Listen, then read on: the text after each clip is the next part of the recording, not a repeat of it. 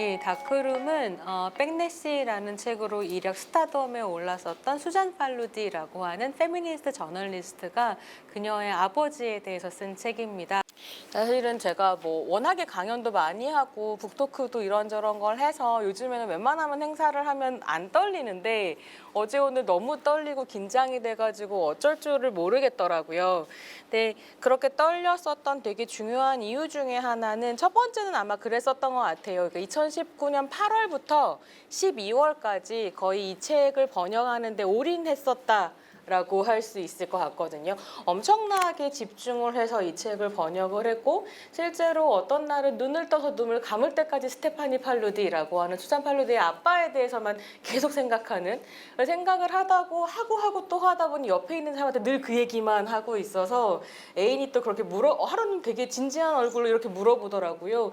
그렇게 너랑 상관없는 사람에 대해서 하루 종일 생각한다는 건 어떤 기분이야? 그래서 그 얘기를 듣고 오니 진짜 내가 팔루디 얘기만 했구나 이런 생각이 좀 들기도 했는데 그럴 만큼 엄청나게 매혹당했었던 사람에 대한 그 사람의 일대기이기도 하고 그 사람을 아직 책을 읽지 않은 독자분들께 어떻게 처음 소개해드리는 건데 어떻게 잘 소개해드릴 수 있을까가 굉장히 떨리는 일이었고요. 또 한 가지는 이제 오늘 이야기를 하면서 이런저런 이야기가 나오기도 하겠지만 모르겠어요. 제가 다크룸을 번역해서 그런지 2020년이 어쩐지 한 10년, 20년 후쯤 다시 돌아봤을 때 한국의 트랜스젠더리즘 담론에 되게 중요한 해가 될 것 같다는 생각을 계속하게 됐었던 것 같아요. 왜냐하면 2020년을 열었던 저는 제일 중요한 사건 중에 하나는 여전히 변희수 하사의 커밍아웃이었다고 생각을 하고 그 변희수 하사가 커밍아웃을 하고 난 다음에 그 며칠 상간 안에 트랜스젠더로 커밍아웃하고 작가로 활동하고 계시는 김비 작가님께서 한겨레에 칼럼을 연재하기 시작하셨고 2주에 한 번씩 이제 쓰신다고 하니까 그분의 삶이 또 일상적으로 대중과 아주 대중적인 지면에서 만나기 시작할 거고 그러는 와중에 다크룸이 나왔고 한편으로는 아직 제가 그 책을 손에 잡아보지는 못했는데 맨 얼라이브라는 F2M 트랜스젠더에 대한 책이 또 번역이 되어 지금 소개가 되고 있는 중이더라고요. 이런 와중에 팔루디 인터뷰도 막 나오고 그러면서 개인적으로는 전혀 이제 그런 이야기를 나누지 않았던 지인이 트랜스젠더 레즈비언이라고 페이스북에 커밍아웃하는 일을 또 제가 보기도 하고 그래서 이게 정말로 어디선가 지금 찰랑찰랑 거리고 있다라는 생각을 좀 하게 됐었던 것 같아요. 한국 사회에서 트랜스젠더리즘에 대한 담론과 논의가 이때까지 축적되어 왔고 그 운동이 해온 되게 오랜 역사가 있지만 대중적인 폭발력이라는 게 또 한 단계를 넘어갈 수 있는 어떤 시기가 아닐까? 그런 굉장히 중요한 시기에 한편으로는 저는 대중적인 말을 많이 하는 사람이기 때문에 트랜스젠더리즘을 연구하는 이론가들이나 활동가들이 대중과 만나는 접점보다는 제가 사실은 좀 더 넓을 수 있을 것 같아요. 그래서 오늘 관심이 아주 많으신 분들도 오셨겠지만 그런 이야기들을 처음 접해보시는 분들도 오셨을 테고 그러면 저를 통해서 어떤 이야기를 처음 듣게 되셨을 때 저는 사실은 아주 잘 모르는 그러니까 무지를 무릅쓰고 책을 번역했다는 이유로 여기에 앉아있는 사람인데 어떤 이야기를 했을 때 무지가 드러나거나 근데 그게 제 무지가 드러나는 건 문제가 아니고 그건 네가 몰라라고 하면 배우고 또 공부해가면 되지만 저의 어떤 말이 오해를 만들거나 아니면 뭔가 담론을 뒤틀리게 하거나 하면 어떻게 하지라는 어떤 되게 큰 두려움 같은 게 있었던 것 같아요. 그래서 오기 직전에는 정말 손끝에서 피가 빠져나가는 것 같더라고요. 그래서 이제 그런 고민을 하면서 저의 고양이와 함께 바닥을 뒹굴면서 되게 괴로워하고 있었어요. 오늘도 괜히 검정색 자켓을 입었는데 저 고양이 털이 이렇게 붙어 있거든요. 그래서 홍시와 함께하는 시간이니까 난 괜찮을 거야 이런 생각을 하면서 지금 검정 자켓을 입었는데요. 저의 고양이 홍시와 다크룸이거든요. 그래서 홍시랑 뒹굴거리면서 나 정말 오늘 못할 것 같다 이런 생각을 하고 있었는데 늘 저의 이야기를 들어주고 이런저런 의논을 해주는 동료가 제가 징징거렸더니 채팅창에서 기사를 하나 보내줬어요. 근데 저 이것도 되게 중요한 사건이라고 생각하고 저한테는 어떤 계시처럼 느껴지는 뉴스이기도 한 거죠. 2020년 1월 30일 10시 즈음에 뉴시스에서 단독이라는 이름을 달고 숙명여대인가요? 네, 숙명여대에 트랜스젠더 여성이 합격했다라는 기사가 나왔고, 이 기사를 보면 이분이 태국에 가서 트랜지션 수술을 받고 돌아와서 성별 정정을 마쳤고, 아까 제가 얘기를 하면서 한 가지 놓친 게, 박하니 변호사 인터뷰도 사실 김비 작가님이랑 변희수 하사의 커밍아웃과 얽혀 있으면서 인터뷰가 돌았거든요. 박하니 변호사의 용기에 큰 영감을 받았고 용기를 얻었고, 그리고 다른 한편으로 변희수 하사가 지금 전역 결정을 당한 것은 한국 사회의 한계를 보여주는 것이라고 생각하고, 내가 여대에 들어간 것이 다른 여대생들에게 트랜스젠더 여대생들에게 용기가 되었으면 좋겠다라는 내용을 이야기하는 기사가 뜬 거죠. 근데 이 기사를 보면서 정말로 큰 어떤 깨달음 같은 걸 얻었었던 것 같아요. 용기를 내서 최초가 되기를 멈추지 않았던 사람들이 세계를 어떻게 바꾸는가. 최초의 트랜스젠더 변호사라는 박하니, 최초의 트랜스젠더 군인이 되겠죠. 커밍아웃한 군인이 되겠죠. 변희수 하사. 그리고 최초의 트랜스젠더 여대생으로 커밍아웃한 이분이 가시성을 가졌기 때문에 비로소 바꿔내는 세계라고 하는 건 사실은 우리가 상상할 수 없는 다른 세계로 나아가는 어떤 문이 되지 않을까라는 생각을 했고, 그런 생각을 한다면 이분들이 완벽하기 때문에 용기를 낸 것은 아니었을 거고, 이 사회가 무지하기 때문에 던지는 폭력을 무릅쓴 것이 아니었을 텐데, 그렇다면 트랜스 엘라이로서 나는 어떤 이야기를 할 수 있을까? 그래서 나의 무지를 무릅쓰고 무슨 이야기든 시작하면 그 다음부터 담론은 조각부처럼 덧붙여 나가질 수 있지 않을까라는 생각을 좀 하게 됐었던 것 같습니다. 그래서 이제 조금 기분을 내고 룰루랄라 하면서 왔고, 자리를 꽉 채워주신 여러분들을 보니까 또 좀 힘이 나는 것 같아요. 그래서 이제 이야기를 조금 시작할 텐데요. 많은 분들이 이 책을 그렇게 얘기하시는 분 봤어요. 백래시보단 얇아요. 네, 되게 두껍고 번역은 엉덩이로 하는 거라더니 정말로 진짜 되게 고생하면서 넉 달 동안 매달렸었던 작업인데요. 근데 그래서 읽으신 분도 계시고 엄두가 안 나서 못 보신 분들도 계실 것 같아요. 펴셨는데 사실 이 책 같은 경우에 저는 3분의 1까지가 문턱이라고 생각하거든요. 3분의 1만 넘기시면 멈추고 싶어도 못 멈추세요. 저도 번역할 때 그랬는데, 수정 팔루디라는 글쟁이가 그런 식인데 쭉 이야기를 쌓아가요. 그러면서 도대체 이해할 수 없는 조각들을 막 던지거든요. 그리고 3분의 1이 딱 넘어가기 시작하면, 그야말로 티핑 포인트를 넘기기 시작하면 하나씩 회수하기 시작해요. 떡밥 회수한다고 하죠. 그래서 놀라운 이야기로 연결이 되는데, 3분의 1쯤에서 멈추신 분들이 아마 오셨지 않을까 싶은데, 편하게 읽으실 수 있는 가이드를 오늘 좀 드리는 걸로 하겠습니다. 2014년 이거 수정 팔루디가 쓰는 내용인데요. 2014년 타임은 트랜스젠더 티핑 포인트가 왔다고 환영하는 커버 스토리에서 성별 정체성이야말로, 그러니까 젠더 아이덴티티를 성별 정체성으로 옮겼는데요. 시민권 논의의 최첨단이라고 추켜 세웠다. 그리고 이에 발맞춰 온갖 매체들이 이와 의견을 같이 하는 수많은 이야기들을 쏟아냈다라고 이야기를 하는데, 그 타임 커버 스토리의 이미지가 요것입니다. 이 사람 누구냐면 레번 콕스라고 하는 배우예요. 어디서 봤는지 혹시 아세요? 레번 콕스? 네, 그렇습니다. 온유블 팬들이 계셔가지고 오렌지 is the new black이라는 드라마에서 감옥 안에 미용사 역할을 하는 트랜스젠더로 연기를 했던 트랜스젠더 배우이고요.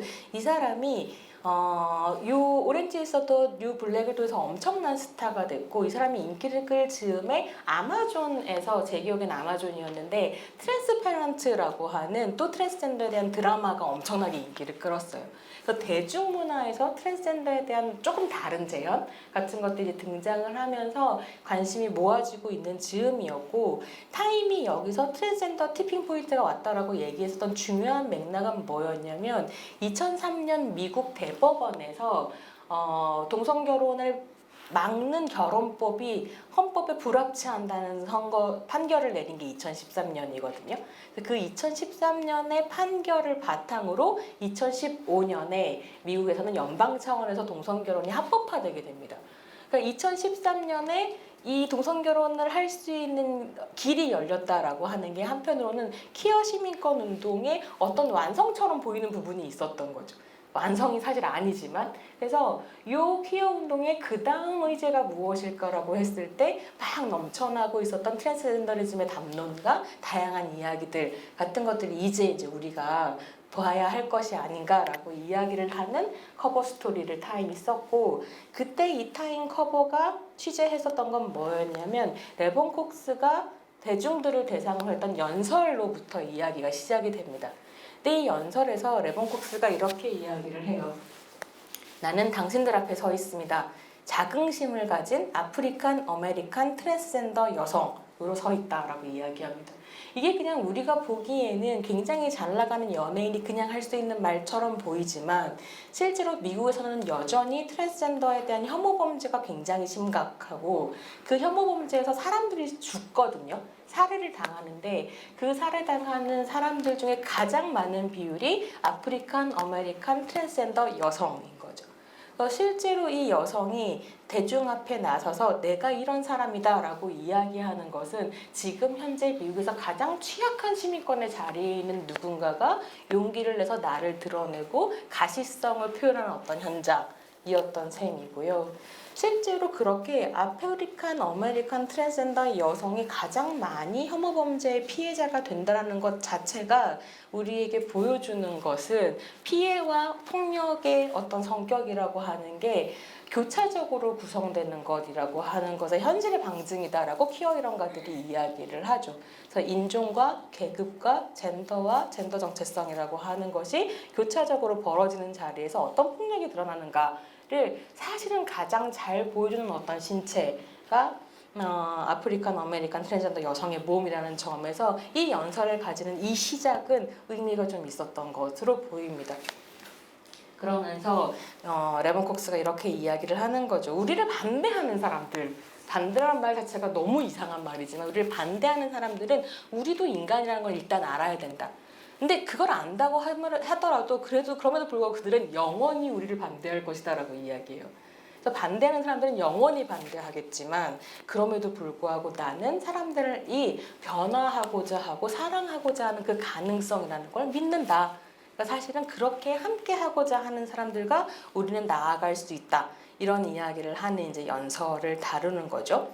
그래서 관심이 있으신 분은 타임 커버를 좀 보시면, 커버 스토리를 보시면 그냥 이런저런 트랜스젠더리즘의 역사 같은 걸 되게 짧게, 그러니까 팔루디가 650쪽에 달하면서 쓴 이 이야기를 걔는 되게 짧게 임팩트 있게 설명하고 있는 부분들이 좀 있어요. 그러면서 왜 타임이 또 한편으로 티핑 포인트라고 얘기했던 게 팔루디한테 의미 있게 다가왔냐면 2014년에 이런 일이 있었던 다음에 2015년에는 케이틀린 제너가 많이 아실 거예요. 원래 브루스 제너라는 이름의 육상 선수였고 굉장히 이제 육체성이 좋은 운동 선수였었던 거죠. 이 사람이 트랜스젠더 여성으로 커밍아웃하고 베네티 페어에 이렇게 이제 커버를 찍게 됩니다. 그래서 내가 이런 사람이야 라고 커밍아웃을 하면서 커버를 찍었고, 이게 그냥 뭐 대중적으로 인기 있는 셀레브리티의 어떤 커밍아웃에서 끝난 것이 아니라 아주 정치적 사건이 됐었던 건 왜였냐면 오바마 캠프에서 이걸 받았던 거죠. 그래서 오바마가 당신의 스토리를 우리와 이렇게 공유해 주는 데에는 매우 큰 용기가 필요했을 거다 라고 이야기하면서 케이틀린 제너의 커밍아웃을 지지하고, 그런 다음에 그 재선을 위한 캠프를 다시 꾸릴 때 트랜스젠더의 인권이라고 하는 것을 중요한 자기 이제 선거 캠프 의제로 가져가게 됩니다. 근데 이런 걸 막 보면 한편으로 미국은 문명국인가 이런 생각이 들기는 하지만, 그럼에도 불구하고 수잔 팔루디가 늘 이야기하는 건 뭐냐면 이 사람이 백내시 때부터 강조했던 건데요. 주류 언론이나 주류 기득권들은 소수자의 아주 작은 승리도 굉장히 침소봉대하는 경향이 있다는 거죠. 그래서 1970년대 여성운동이 가열차게 펼쳐지고 1980년대 엄청난 백래시가 닥쳐왔음에도 불구하고 1990년대를 시작할 때 타임이 뭐라고 이야기했었냐면 1990년대는 여성의 시대가 될 것이다. 여성의 세기가 될 것이다 라고 치어링 하거든요. 팔루디가 늘 이야기하는 건 뭐냐면 이런 언론의 치어링을 경계하라라고 이야기해요. 왜냐면 우리가 이긴 것처럼 보이게 꾸밀 때에도 여전히 차별과 폭력은 지속되고 있다 라는 이야기를 하거든요. 그래서 2017년 말에 백내시가 한국에 1991년에 나온 책이었는데 미국에서 2017년에 번역되거든요. 그리고 2018년에 제가 그 백내시를 가지고 또 북토크를 했었는데 백내시 해제를 썼기 때문에 그때 이제 팔루디랑 인터뷰를 했었어요. 이번에 다크룸 쓰고도 팔루디랑 이메일 인터뷰를 했었는데 팔루디한테 물어봤어요. 미국에 지금 미투 막 되게 잘 되고 있고 어떠냐 그랬더니 미투는 되게 중요한 운동이고 미투는 당연히 성과를 보고 있는데 그럼에도 불구하고 와인스타인 같이 화려한 어떤 남자 하나를 끌어내린 것에 우리가 만족해서는 안 된다 얘기하거든요. 와인스타인 하나를 끌어내린 것처럼 언론이 침소봉대하는 것에 취해 있는 와중에 미국에서는 어떤 일이 벌어지고 있냐면 낙태권에 대한 공격이 시작되고 여성들의 임금차별은 여전하고 이런 문제들이 있다라고 얘기하면서 아주 스펙타클한 사건에 주목하는 것만큼이나 그 주목을 힘으로 바꿔서 제도를 변경해 나가는 것, 바꿔나가는 것 이러한 게 필요하다고 얘기해요. 그러니까 이런 문제의식을 계속 갖고 있는 사람으로서 트랜스가 TV 포인트가 왔다. 케이틀린 제너의 저 아름다운 모습을 봐라. 라면서 막 언론이 신나하는 것에 팔루디가 만족할 리가 만무하죠. 그래서 이 이야기에 이어서 팔루디가 뭐라고 얘기하냐면 이런 이야기를 합니다. 미디어에서 트랜스 정체성은 피해자와 영웅주의 그리고 유명인사의 삶과 같은 온갖 어떤 필수적인 서사적 요소를 가지고 있다는 거예요. 그러니까 미디어가 좋아하는 트랜스젠더의 이야기라는 것은 뻔하다는 거죠. 아주 전형적으로 그려져 있고 그래서 어떤 전형적인 이미지와 함께 전형적인 이야기만 사실 소통된다라고 이야기하면서 이런 식의 팡파레가 복잡하고 평범한 인생들의 일상적인 질감을 전달하는 경우는 드물었다라고 얘기합니다.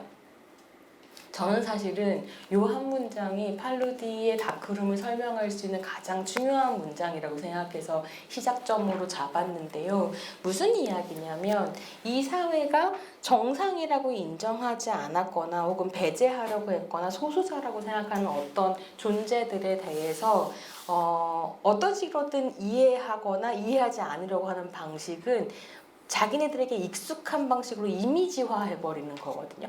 그래서 아주 쉬운 이미지의 박제해서 그렇게 스펙타클로 소비해버립니다. 그래서 사실 이 사회에서 소수자는 언제나 이미지로 산화되고 이야기를 가질 수 있는 건 기득권들인 거죠. 이야기란 사실 무엇이냐면 시간 속에 쌓이는 것이기 때문에 실은 시간이 누구의 편인가가 결정되는 것이 저는 권력의 핵심이라는 생각을 요즘 하기도 하거든요.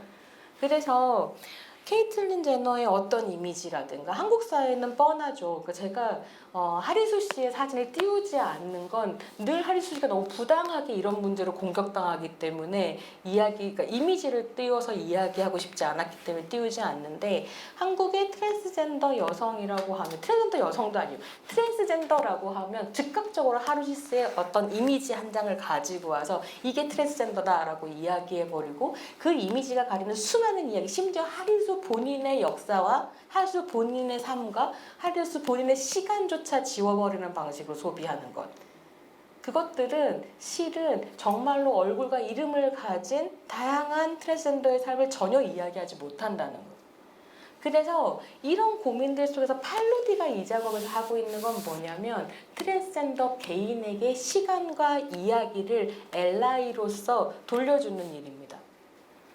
그래서 저는 그런 생각을 했는데 트랜스젠더의 역사는 굉장히 다양하게 막 여성의 역사가 수없이 많이 쓰여져야 하는 것처럼 비유가 적절한지는 모르겠어요. 근데 제가 페미니스트로 훈련받은 사람이 되면 계속 비유를 이렇게 될 수도 있는데 어떤 소수자의 역사가 끊임없이 다시 쓰여져야 하는 것처럼 근데 그거는 본인이 쓰는 걸 수도 있고 옆에 함께하고자 하는 사람이 쓸 수도 있는 거고 그랬을 때 비트랜스젠더 페미니스트인 수잔 팔루디가 하고 싶었던 것은 같이 그 옆에서 또 하나의 역사를 쓰는 거죠.